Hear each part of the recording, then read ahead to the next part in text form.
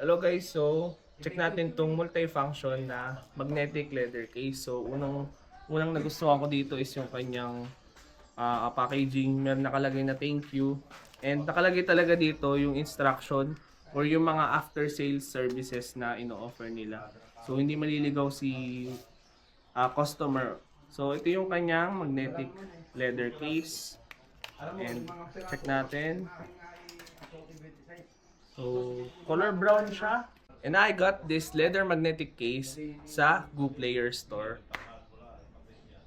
Pwede kang maglagay ng card and swipe mo lang to para makuha mo yung card mo sa loob. Ganito kalaking card. So, for example, maglagay tayo ng GCash card. Yan. So, kasya dito siguro up to 2 cards. So, try pa natin maglagay ng isa. From Maya naman. So, kaya niya maglagay ng 2 cards and mag-safe compatibility na rin to. So, pwede mo siya idikit sa likod ng phone mo.